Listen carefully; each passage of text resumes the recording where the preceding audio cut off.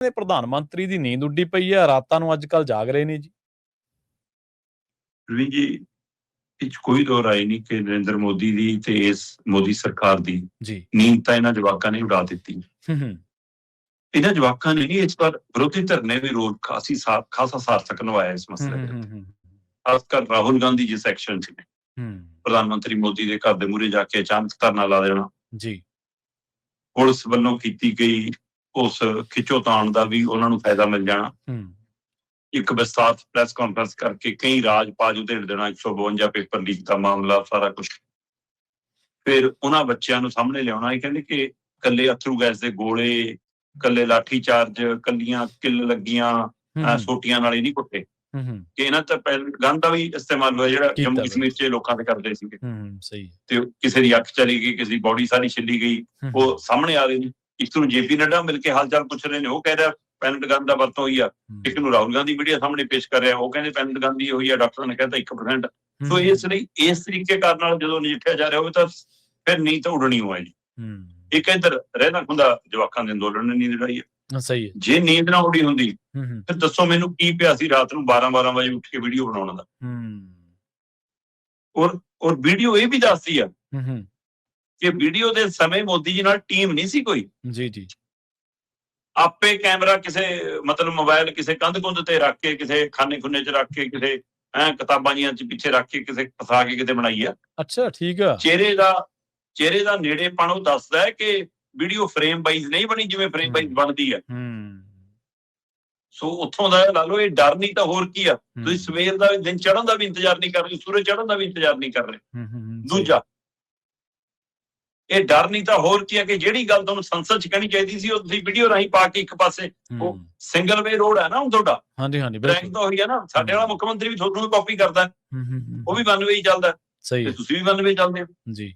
ਸੋ ਇਸ ਲਈ ਪਹਿਲਾਂ ਤੁਸੀਂ ਟਵੀਟ ਕੀਤਾ, ਫਿਰ ਤੁਸੀਂ ਉਸੇ ਗੱਲ ਨੂੰ ਦੁਹਰਾਇਆ ਕਿ ਜੀ ਲਓ ਅਸੀਂ ਸਵੇਰ ਨੂੰ ਜੀ ਕੈਬਨਿਟ ਦੀ ਬੈਠਕ ਬੁਲਾਵਾਂਗੇ ਜੀ, ਉਹ 'ਚ ਅਸੀਂ ਤੈਅ ਕਰ ਲਾਂਗੇ ਤੇ ਜਿੱਦਣ ਸੈਸ਼ਨ ਚੱਲ ਪਿਆ, ਸਾਡਾ ਸੰਸਦ ਚੱਲ ਪਈ, ਉਦੋਂ ਹੀ ਅਸੀਂ ਬਿੱਲ ਪੇਸ਼ ਕਰ ਦਾਂਗੇ। ਸਖਤ ਕਾਨੂੰਨ ਬਣਾ ਰਹੇ ਹਾਂ ਜੀ ਅਸੀਂ, ਫਾਸਟ ਟਰੈਕ ਕੋਰਟ ਰਾਹੀਂ ਤੁਹਾਨੂੰ ਜੀ ਮਤਲਬ ਕਿ ਇਨਸਾਫ ਦਵਾ ਦਾਂਗੇ।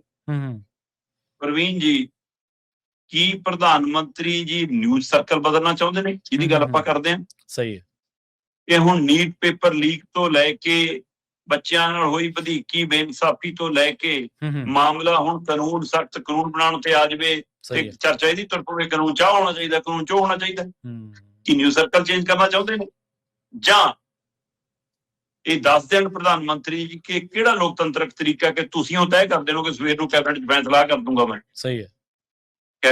ਕੈਬਨਿਟ ਸਮੂਹਕ ਤੌਰ ਤੇ ਫੈਸਲਾ ਕਰਦੀ ਹੁੰਦੀ ਹੈ। ਜੇ ਉਹਨਾਂ ਨੂੰ ਅਧਿਕਾਰ ਦਿੱਤੇ ਹੋਣ ਤਾਂ ਤੁਸੀਂ ਕਹੋਗੇ ਸਵੇਰੇ ਕੈਬਨਿਟ 'ਚ ਵਿਚਾਰਾਂਗੇ, ਫੈਸਲਾ ਨਹੀਂ ਸੁਣਾਓਗੇ ਤੁਸੀਂ। ਸਹੀ ਹੈ, ਬਿਲਕੁਲ। ਯਾਦ ਕਰੋ 3 ਖੇਤੀ ਕਾਨੂੰਨ ਕਿਵੇਂ ਆਏ ਸੀ, ਧੱਕੇ ਨਾਲ ਧਵਨੀ ਉਸਸੇ ਪਾਸ ਹੋ ਗਿਆ ਜੀ ਰਾਜ ਸਭਾ 'ਚ। ਉੱਥੇ ਚੀਕਦੇ ਰਹੇ ਕਿ ਜੇ ਇੱਕ ਵੀ ਬੰਦਾ ਹੱਥ ਖੜਾ ਕਰ ਦੇਵੇ ਚਰਚਾ ਕਰਾਉਣੀ ਸੀ। ਉੱਥੇ ਦਰਜਨਾਂ ਹੱਥ ਖੜੇ ਸੀਗੇ ਉਸ ਸਮੇਂ। ਤੁਸੀਂ ਧੱਕੇ ਨਾਲ 3 ਕਾਨੂੰਨ ਪਾਸ ਕਰਾਏ। ਸਹੀ ਹੈ। ਪਰ ਤੁਸੀਂ ਸ਼ਰਾਰਤ ਕੀ ਕੀਤੀ ਕਿ ਜੀ ਤੁਸੀਂ ਸੁਨੇਹਾ ਦੇਤਾ ਕਿ ਜੀ ਮੈਂ 3 ਖੇਤੀ ਕਾਨੂੰਨ ਵਾਪਸ ਲੈਣਾ ਹੈ, ਮੇਰੀ ਤਪੱਸਿਆ 'ਚ ਕਮੀ ਰਹਿ ਗਈ ਹੋਊਗੀ ਕੋਈ। ਹਾਂਜੀ। ਚਲੋ ਜੀ, ਤੇ ਸੋਚ ਕੇ ਕੀ ਕਿਹਾ ਸੀ ਮੋਦੀ ਜੀ ਨੇ? ਸੋਚ ਕੇ ਕਿਹਾ ਸੀ ਕਿ ਮੈਂ ਬੋਲੂੰਗਾ, ਇਹ ਆਪਣੇ ਤੰਬੂ ਪੱਟਣਗੇ ਉੱਥੇ ਸਿੰਘੂ ਖਨੌਰੀ, ਉੱਥੋਂ ਸਿੰਘੂ ਤੋਂ ਤੇ ਉਧਰੋਂ ਟਿੱਕਰੀ ਤੋਂ, ਤੇ ਲਓ ਜੀ ਪੰਜਾਬ ਨੂੰ ਟਰੈਕਟਰ ਟਰਾਲੀਆਂ ਲੈ ਕੇ ਭੱਜ ਲੈਣਗੇ। ਇੰਨੇ ਮੂਰਖ ਨਹੀਂ ਸੀ ਉਹ। ਸਹੀ ਹੈ। ਉਹ ਕਹਿੰਦੇ ਐ ਨਹੀਂ ਜਾਂਦੇ, ਤੁਹਾਡੇ ਨਾਲ ਜਿਹੜੇ ਰਾਹ ਲੈ ਕੇ ਆਏ ਹੋ ਕਾਨੂੰਨ ਉਸੇ ਰਾਹ ਵਾਪਸ ਲੈ ਕੇ ਆਓ ਪਹਿਲਾਂ। ਉਹਨਾਂ ਨੂੰ ਵੀ ਪਤਾ ਕਿ ਸੰਸਦ 'ਚ ਵਾਪਸ ਹੁੰਦੇ ਨੇ।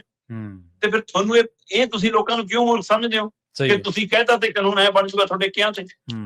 ਜਾਂ ਤਾਂ ਤੁਸੀਂ ਲੋਕਤੰਤਰ ਤਰੀਕੇ ਨਾਲ ਚੱਲੇ ਨਹੀਂ ਰਹੇ। ਇਹ ਗੱਲ ਸਾਬਤ ਹੁੰਦੀ ਹੈ ਕਿ ਤੁਸੀਂ ਡਿਕਟੇਟਰਸ਼ਿਪ ਦੇ ਤਰੀਕੇ ਨਾਲ ਚੱਲ ਰਹੇ ਹੋ, ਤਾਂ ਤੁਸੀਂ ਇਹ ਕਹਿ ਰਹੇ ਹੋ ਕਿ ਸਵੇਰ ਨੂੰ ਹੋ ਗਿਆ ਕੈਬਨਿਟ, ਤੁਸੀਂ ਕਰ ਲਿਓ ਫਲ ਫੁੱਲਾ ਜਾ। ਬਿਲਕੁਲ। ਨਹੀਂ ਤਾਂ ਇੱਕ ਪ੍ਰਕਿਰਿਆ ਕਾਨੂੰਨ ਲਿਆਉਣ ਦੀ, ਉਹਦੇ ਤਹਿਤ ਚਰਚਾ ਹੁੰਦੀ ਹੈ, ਕਮੇਟੀਆਂ ਬਣਦੀਆਂ, ਉਹਦਾ ਖਰੜਾ ਤਿਆਰ ਹੁੰਦਾ ਹੈ, ਉਹ ਸਿਲੈਕਟ ਕਮੇਟੀਆਂ ਨੂੰ ਭੇਜਣ ਦੀ ਪ੍ਰਕਿਰਿਆ। ਉਸ ਸਮੇਂ ਵੀ ਕਹਿ ਜਾਂਦੇ 3 ਖੇਤੀ ਕਾਨੂੰਨ ਤੇ ਸਿਲੈਕਟ ਕਮੇਟੀ ਨੂੰ ਭੇਜ ਲਓ, ਪਰ ਤੁਸੀਂ ਨਹੀਂ ਮੰਨੇ। ਤੇ ਹੁਣ ਵੀ ਇਸ ਪ੍ਰਕਿਰਿਆ 'ਚ ਪੈਣ ਦੀ ਬਜਾਏ ਸਿੱਧਾ ਕਹਿੰਦੇ ਉਸ ਬਣਾ ਕੇ ਪਰੇ ਹੋ ਜਾਣਗੇ ਜੀ 2 ਦਿਨਾਂ 'ਚ ਕਾਨੂੰਨ ਜੀ। ਸਹੀ। ਇਸ ਲਈ ਇੱਥੋਂ ਸਾਫ਼ ਹੈ ਕਿ ਮੋਦੀ ਜੀ ਦੀ ਨੀਂਦ ਉੜੀ ਹੈ, ਸਰਕਾਰ ਦੀ ਨੀਂਦ ਉੜੀ ਹੈ। ਉਹਨਾਂ ਦੇ ਹੱਥ ਬਸ ਕੁਛ ਆ ਨਹੀਂ ਰਿਹਾ। ਸੰਸਦ ਦੇ ਅੰਦਰ ਵੀ ਘਿਰੇ ਨੇ, ਆਪਣੇ ਘਰ ਦੇ ਬਾਹਰ ਵੀ ਘਿਰੇ ਨੇ, ਦਿੱਲੀ 'ਚ ਵੀ ਘਿਰੇ ਨੇ ਤੇ ਦੇਸ਼ 'ਚ ਵੀ ਘਿਰ ਗਏ। ਅਜਿਹੀ ਘੇਰਾਬੰਦੀ 'ਚ ਫਿਰ ਮੰਜੇ ਤੇ ਬੰਦਾ ਜਦੋਂ ਪਾਸੇ ਮਾਰਦਾ, ਫਿਰ ਉੱਠ ਕੇ ਉਹਦਾ ਜੀ ਕਰਦਾ ਕਿ ਅੱਜ ਦੀ ਟੈਕਨੋਲੋਜੀ ਨੇ ਮੈਂ ਕੁਛ ਪਾ ਦੇਵਾਂ, ਸ਼ਾਇਦ ਇਹਦੇ ਨਾਲੇ ਮਾਮਲਾ ਠੰਡਾ ਮੱਠਾ ਹੋ ਜਾਵੇ। ਸੋ ਜਨਾਬ, ਸੰਸਦ 'ਚ ਆ ਕੇ ਸਾਹਮਣਾ ਕਰ ਲਓ ਆਪਣੇ ਸੰਸਦ ਮੈਂਬਰਾਂ ਦਾ, ਜੇ ਦੇਸ਼ ਦਾ ਸਾਹਮਣਾ ਨਹੀਂ ਕੀਤਾ ਜਾਂਦਾ, ਜੇ ਨੌਜਵਾਨੀ ਦਾ ਸਾਹਮਣਾ ਨਹੀਂ ਕੀਤਾ ਜਾਂਦਾ। ਇਸ ਲਈ ਅੰਦਰ ਇੱਕ ਡਰ ਵੱਡੇ ਤੌਰ ਤੇ ਪੈਦਾ ਹੋ ਗਿਆ। ਮੈਨੂੰ ਲੱਗਦਾ ਉਹਨਾਂ ਨੂੰ ਆਪਣੀ ਕੁਰਸੀ ਵੀ ਖਿਸਕਦੀ ਦਿਖਣ ਲੱਗੀ ਹੈ। ਜੀ ਬਿਲਕੁਲ।